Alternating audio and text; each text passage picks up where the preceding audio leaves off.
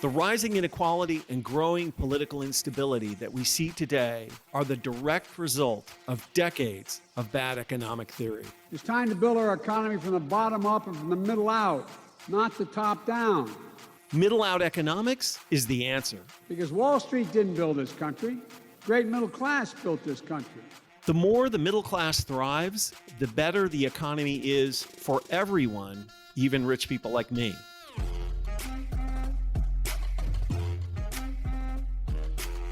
This is Pitchfork Economics with Nick Hanauer, a podcast about how to build the economy from the middle out.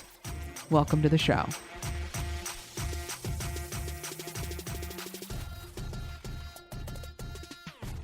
One thing that you and I have in common, Nick, is that we both love our children. That's true. Right. And sort of. I think I might. I love my children millions of times more than you do. Yeah, that's what I was getting at. Because, you know, as a parent, you want to give your children everything. And of course, in your case, you can. That's right. Because you own everything. Yep. And so a subject I'm sure you've spent some time thinking about is, well, you know, not to get too morbid here, but none of us live forever. And, you know, what you're going to leave your children and how they might inherit it. Yep. The old inheritance tax conundrum. That's right. And it puts you in a strange place because, of course, you want to leave your children very comfortable. I don't know if comfortable is the right word to what they should be expecting. But you also clearly, anybody who's listened to this podcast knows that you are very concerned about income and wealth inequality and how it's not just destroying the ability of our economy to solve our everyday problems, but it's also undermining our democracy. So I have, obviously, like lots of people, I've mixed feelings about the inheritance tax, which is an important feature, or it should be an important feature of our economy. And today we're going to talk to David Stasavage, who's a prominent political scientist known for his expertise in taxation and inequality, about the estate tax. Because, Goldie, as you know, we're going into this, the boomers who have a lot of dough are growing older and dying. And I can't remember exactly what the number is, but something like a $30 trillion transfer of wealth from boomers to their heirs is going to their heirs, not hairs and heirs, probably. Well, some of them are spending a lot on hair plugs. I'm guessing. Not me. Yeah. My hairs are inheriting nothing, and my daughter will inherit none of my hairs. Yeah, exactly. But over the next couple of decades, that's gonna take place. And, that's an extraordinary wealth transfer that will be convenient for some, but ultimately potentially really bad for the democracy because, as we've said many times, the more concentrated the wealth in the society is, the more unlikely it is that the society will function highly to the benefit of the majority of citizens. And so anyway, it's a really interesting problem. And I'm excited to find out what David thinks about it.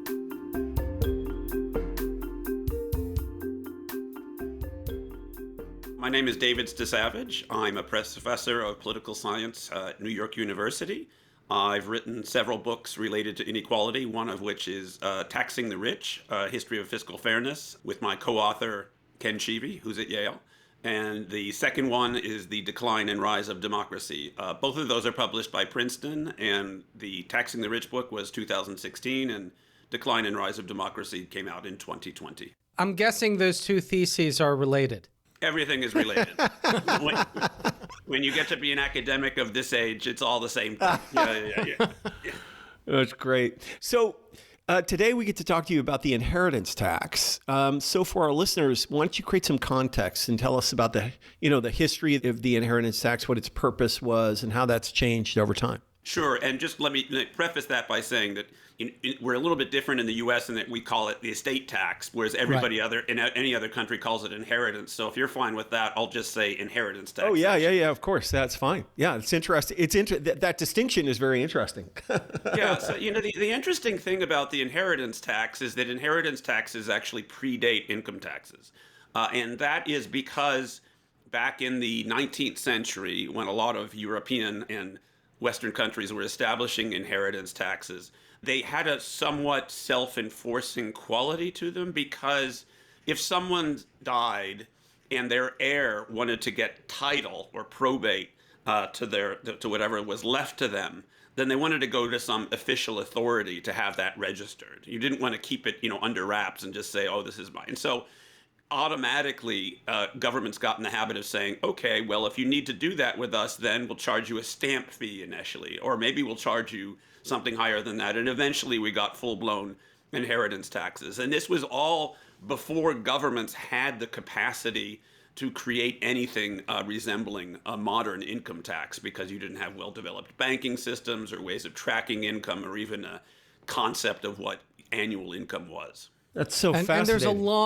there's a long established history in English common law that goes back to. Yes. What's changed over time? Well, I think what's changed over time is there were some people in the 19th century. Initially, it was used for raising revenue, and then there was a big debate about what should the role of the inheritance tax be in establishing equality of opportunity. And John Stuart Mill favored prominently in that. And what happened eventually was that the income tax became a much more important source of revenue and really supplanted the inheritance tax. So if I remember correctly from our data, the UK was the country that was probably raised more of its revenue as a share of coming from inheritance taxes than any other time. And that would have been in the early 1900s, first decade of the 20th century, and it was still only about 10% of total revenue. Whereas, of course, income taxes today make up a much larger share of revenue. And inheritance taxes in a lot of countries have taken on an increasingly small share of revenue. There's no really rich industrial country today that derives a substantial source of its revenues from inheritance taxation. One of the strands that's quite interesting to explore is the different justifications, whether it's raising, the practical challenge of raising revenue, or the more political challenge of maintaining equality of opportunity and trying to avoid it effectively in landed aristocracy. Right. The old Brandeis quote about we can either have democracy or wealth concentrated in the hands of the few, but we can't have both. Yeah. So my question sort of is in the United States, how has that ebbed and flowed? And tell us a little bit about the history of the tax in the U.S. The history of the tax in the U.S. and certainly the debates, in the progressive era of the early 20th century, they were also tied up with antitrust regulations and things like this. It was very commonly people said too much concentration of wealth or market power or what you have is bad for democracy. If the initial rationale for the inheritance tax was revenue, that came to be a second rationale, was to say we need to avoid having too high a concentration of wealth, because inevitably that'll be bad for democracy, because if there's so much wealth concentrated in the hands of so few people, they'll be able to gain undue influence on the democratic process. When did we first get an inheritance tax, and what has happened over the years? As a serious element of revenue raising, it has declined over time, because basically what happened is the threshold for inheritance has been pushed up progressively, and the rates are not what they used to be. The inheritance tax rates in a lot of countries kind of track to some extent income tax rates, so they went way up during the period of the two world wars, stayed up for a while, and then came way back down. And to the point today where a lot of countries have abolished their inheritance tax. Even the Swedes have abolished their inheritance tax. But they have a wealth tax.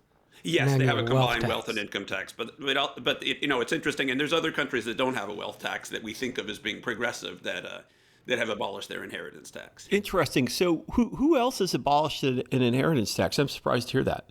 Yeah, Nick is interested. Yeah. I mean, not that Nick's going to have a huge fortune to leave to his heirs or anything.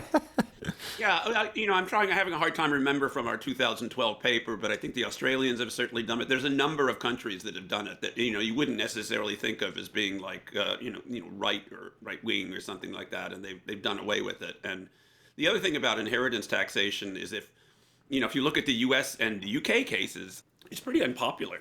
doesn't poll very well. You mean the death tax? Yeah, well, it's the death tax. I mean, it's also, so people have done some sophisticated surveys where they refer to it either as inheritance or death, and it makes a small difference to how the respondents are, but people just, for some reason, and we can talk about that in a minute, do not like an inheritance tax.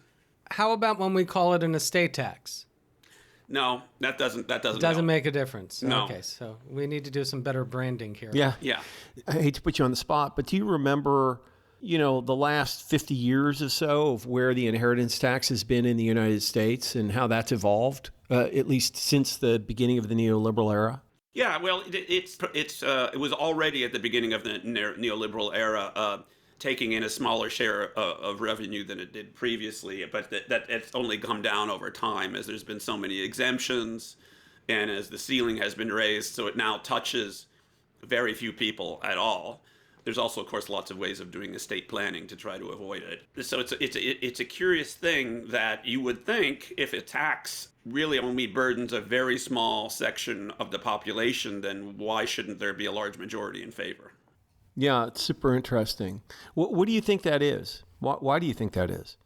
Well, I think a lot of people, particularly on the left, sort of think about that situation and they scratch their heads and they say, geez, this just doesn't make sense. Why shouldn't we be favorable to this? Most people aren't going to pay it. It'll do something to reduce inequalities of wealth, hopefully, which is, you might just think of as just being fair. You might think of it as being something that's good for preserving our democracy. And I think that the problem that people sometimes don't realize is that there are two fairness norms that are very strong ones and come into conflict here. So the way that John Stuart Mill thought about the inheritance tax was to say that we are individuals, and individuals ought to be able to start out life without having endowments that are too radically different. So if you think that's the case, then you really would be supportive of quite a steep inheritance tax because that it's going to help achieve that objective.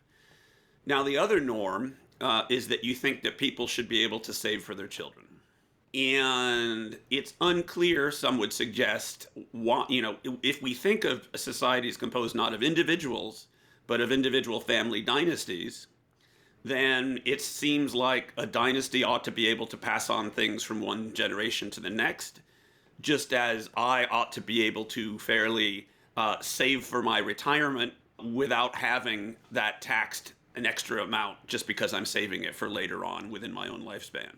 David, you've said that the actual amount of tax receipts from the inheritance tax is relatively low.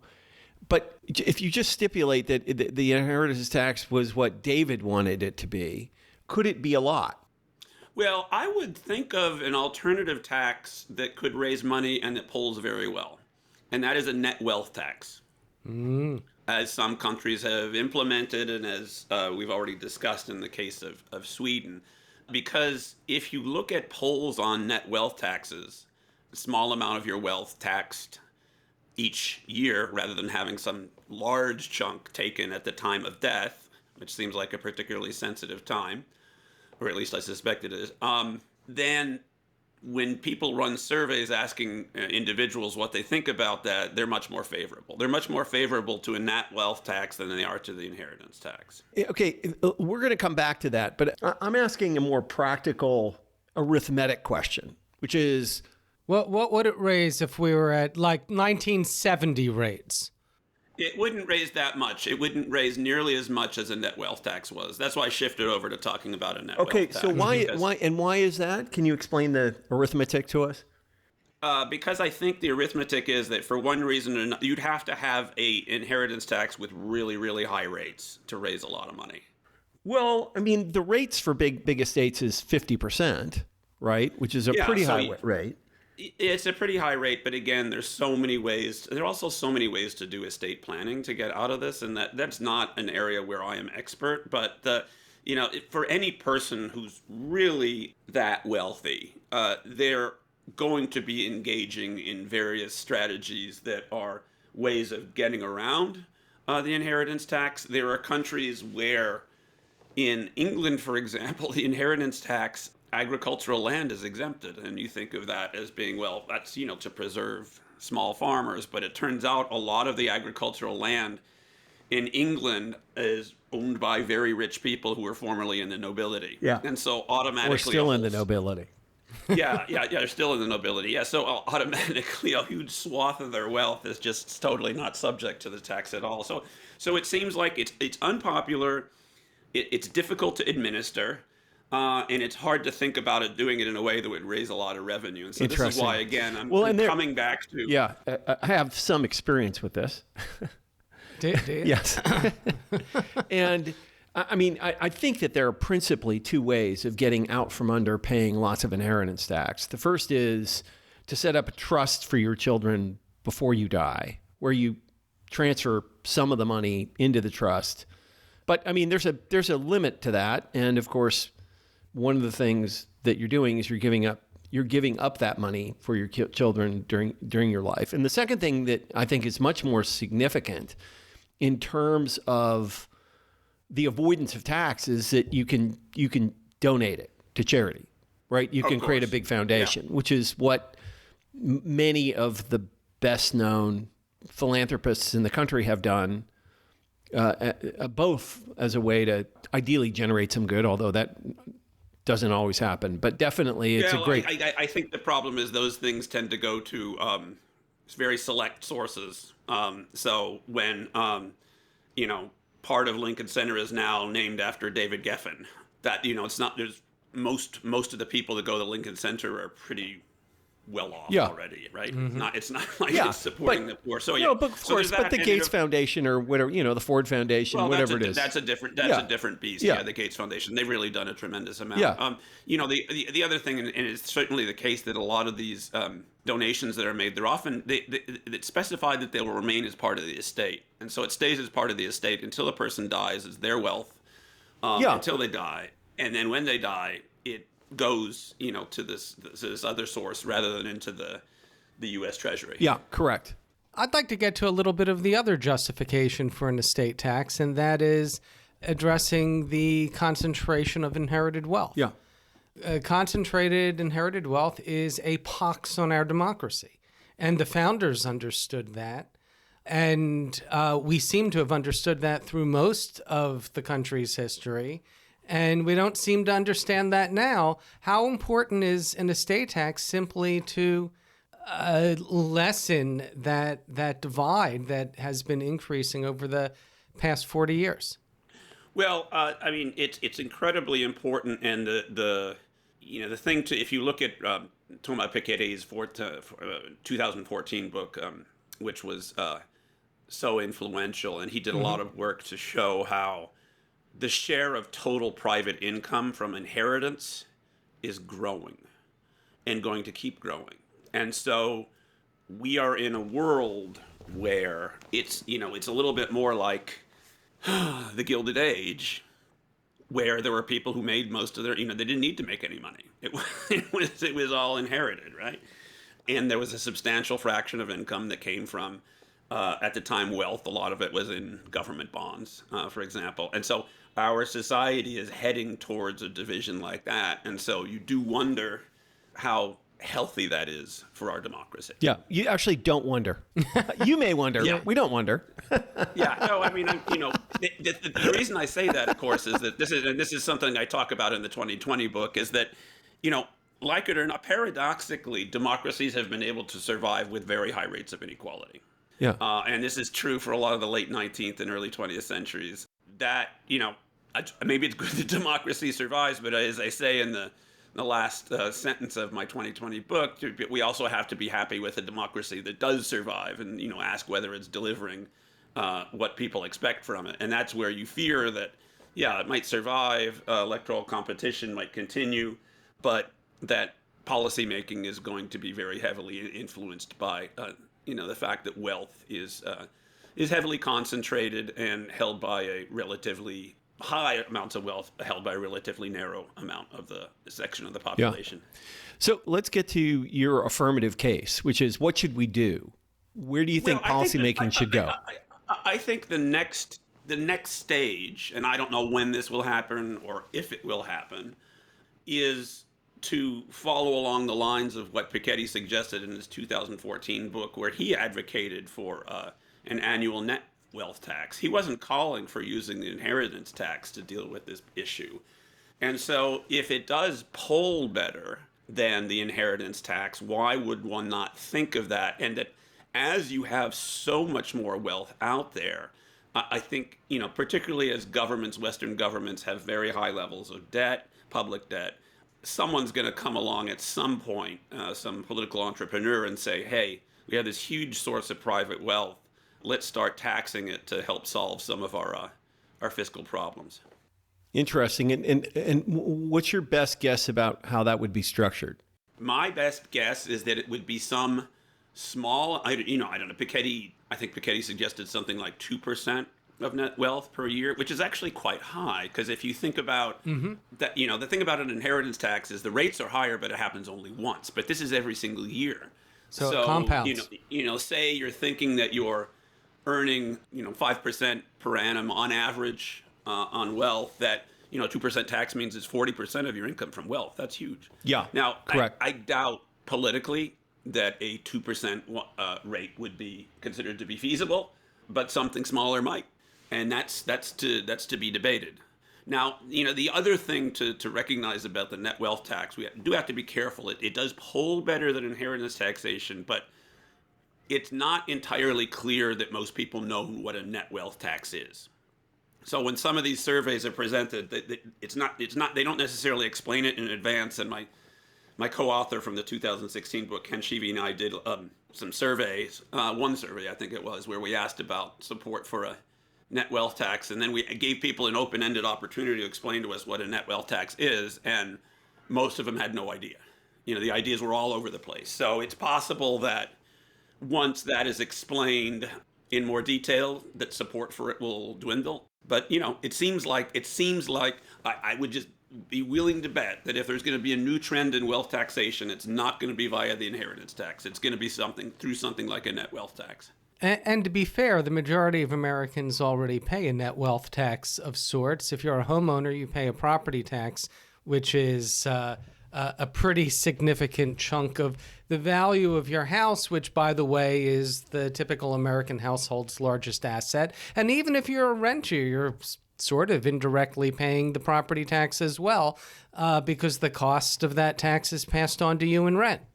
That's right. And so for states and localities in the 19th century, well, today as well, it's still a huge source of revenue. But that was, a very important source of revenue in an era where we had not yet fully industrialized. We didn't have a banking system that was good enough to track income annually. And so taxing wealth was the easier thing to do. And so, coming back to the main point, my guess is that if there is a new trend towards taxing wealth in one way or another, it will be through a net wealth tax or something similar, and not through inheritance taxation. So, Nick, do you want to air why you're uncomfortable with a wealth tax? Oh, we've been over this before. I mean, the wealth taxes are complicated because it's hard to say how much wealth many people have. And, David, in my world, which has been in the tech entrepreneur world, 1 minute you're worth $1 billion and the next minute you're bankrupt, right? I could tell you 100 stories about that. So the idea that you're going to pay a bunch of tax on paper wealth and then overnight have all of that wealth disappear is, somewhat terrifying. Yeah. Because it's happened to me. I've seen it happen to tons of my friends, not to mention those are public companies, right? Who are worth $100 a share one day and worth $1 a share the next. But to say nothing of private companies. There's the issue of the fluctuations from year to year, which could be tremendous. And there is the other issue you've alluded to there is it's hard to track. And so this is true. This is fundamentally different from the 19th century where, a much greater share of national private wealth was held in land. It's hard to hide land, right? It's there. And so it was taxable. Whereas today, the composition of wealth is much more complicated. Wealth can be placed here. It can be placed abroad. There's all sorts of issues involved that are just a greater degree of complexity. Although a lot of those come to fore with the inheritance tax too, right? Yeah, but you only have to calculate that once, right? You have to bear down and figure it out and take a pass, but you don't have to do it every year, right? No, Yeah. well, the thing is, we haven't even really tried. And so it'd be interesting to see if there's some experiments that get launched in this direction eventually. Yeah. That would, it's just I'm a political scientist. I'm not an economist, so that's my prediction about what I think might have more political sustainability. Now, would it be a giant mess? Perhaps, maybe, probably. Yeah. I don't know. That's I'm a little bit less qualified to judge on that front. Yeah, I have more faith in the super rich to their ability to innovate, to figure out how to calculate their own net wealth on a regular basis, and to construct a wealth tax that actually works and takes into account all of these possibilities and eventualities. Well, in a way yeah, that, absolutely, and that is that's the political commitment is not there. right.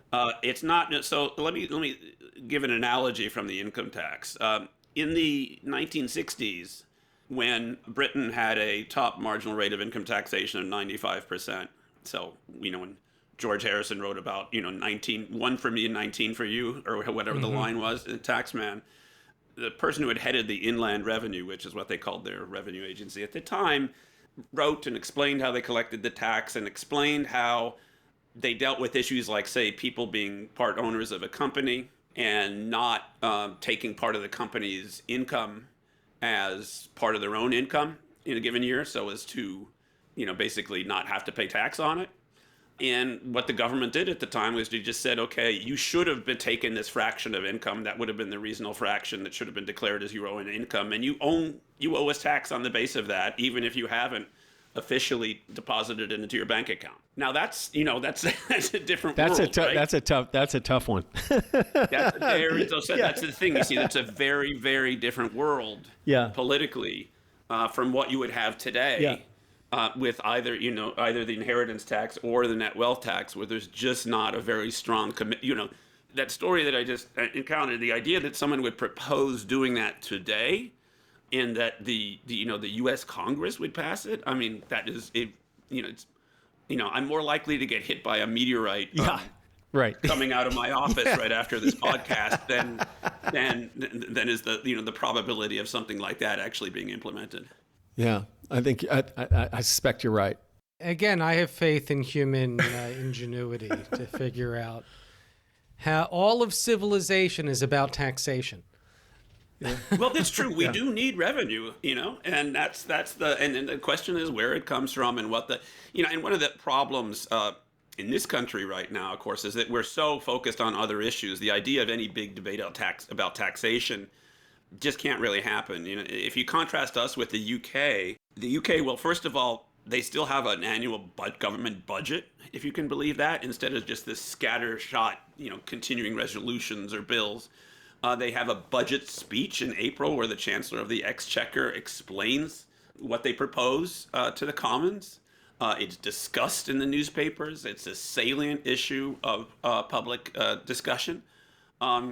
Taxes just aren't really salient in American political discussion today, in part, I think, because we're debating much bigger issues, but also simply because our federal public finances are so not legible to most people unless you spend, unless you make a profession of studying what's going on with the budget and how we're spending and how we're raising money. The average voter doesn't have the time to do that, right? And so and we don't have an annual budget speech where everything is laid out. We have, presidents have continuously for decades come up with budgets that are sort of wish lists and don't really, eventually things get decided in a different way. And there's certainly no general budget speech that everybody listens to. Yeah. So a couple of final questions, David. The first, and you've hinted at this, which is our benevolent dictator question. If you were in charge and just political constraints aside, what would you do? What do you think the best thing for the United States would be? Here's what I'd do.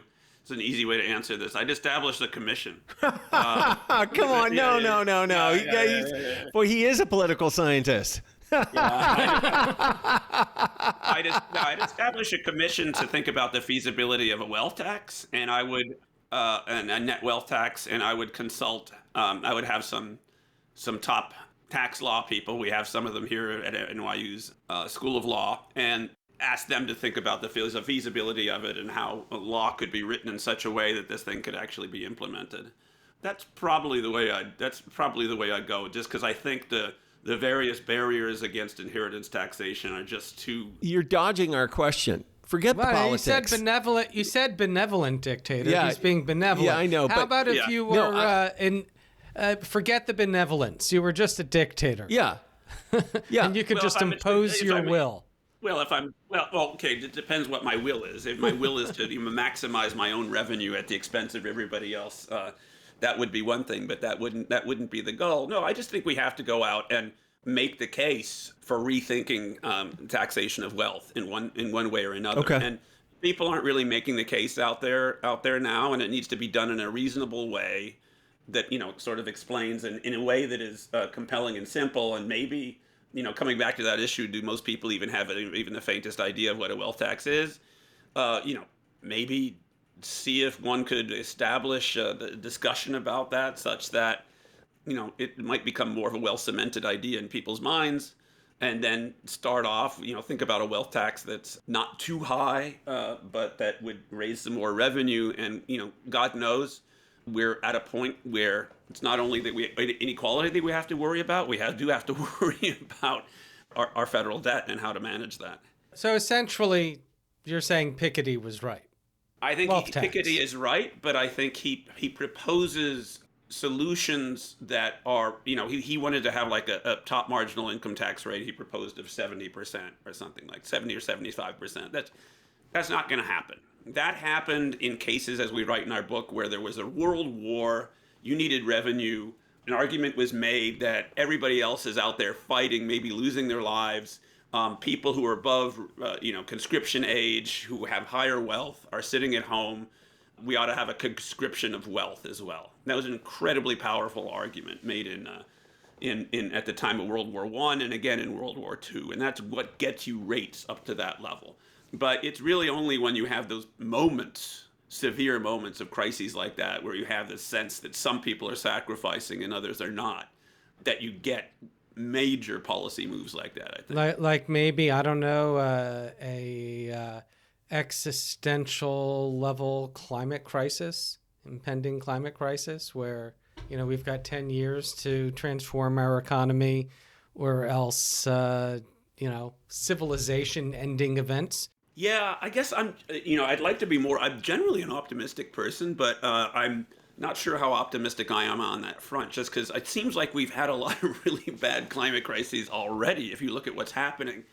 But they just seem to happen in this slow fashion that, they happen for a while and then they go away. And that's the sort of scary thing. But yes, potentially, I think you're right. Maybe there could be something really big that happens. Some people thought that COVID would have done it in part. So, if you think of the effect of lockdowns, some people could just sit at home and do their work, whereas other people, their businesses had to shut, they had no income.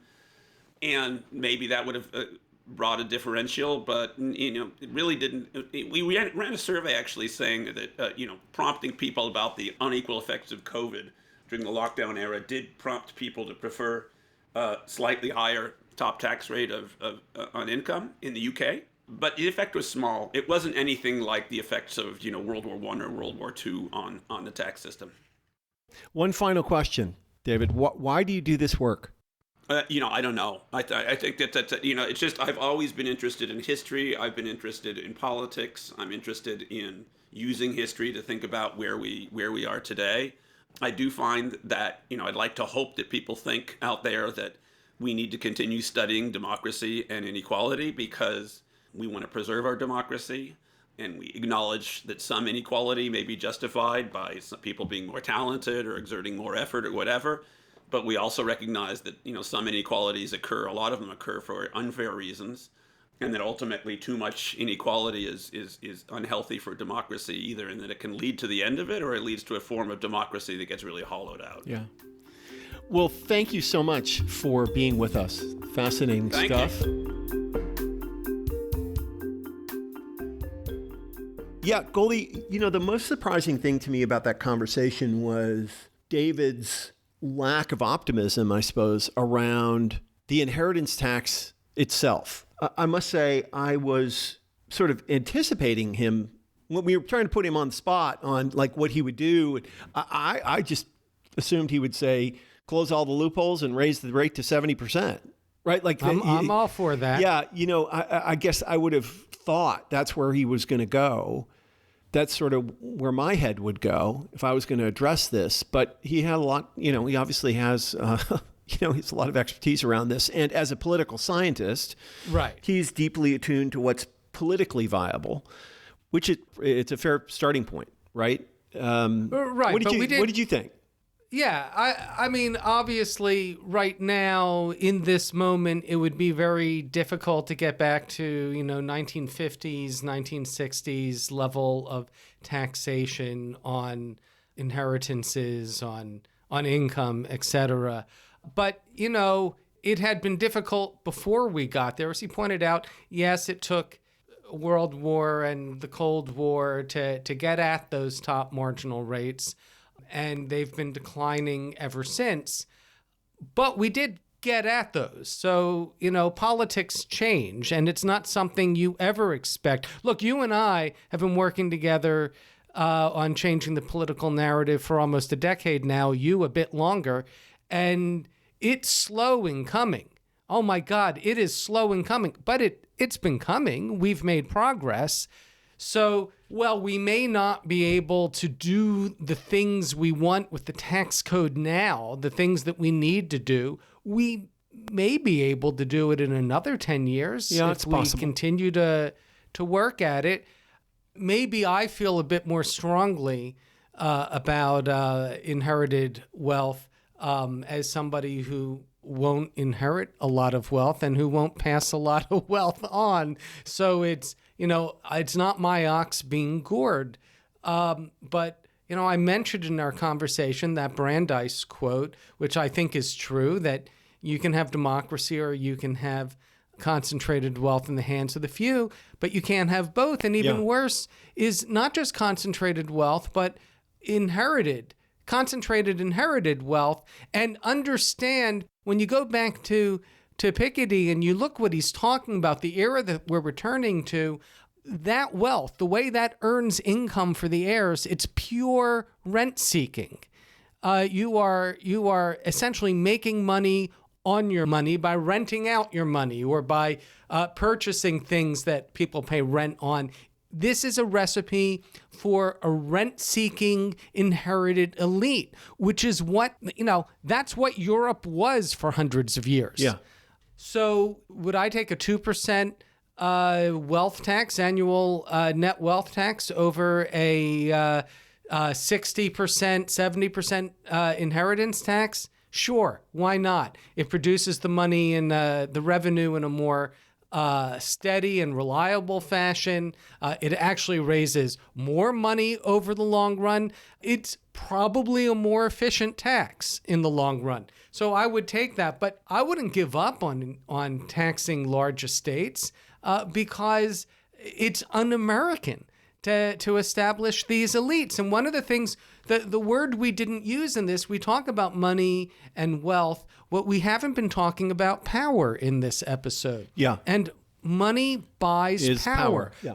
Wealth and power go together, not just in a market economy, in all economies, not just in a democracy, but in all political systems. Money and power go together, and you can't run a democracy when you have this small, extremely powerful elite who can basically overturn the will of the voters at their whim, or deny the will of the voters, which we see, or fund a minority party like the Republican Party, fund these minority control where they don't have to honor the will of the voters because they're just going to hold on to their seats through gerrymandering and the screwed up anti-democratic mechanisms of the U.S. Senate and the Electoral College. Yeah. So, I don't want to sound too dark, but I think we're at a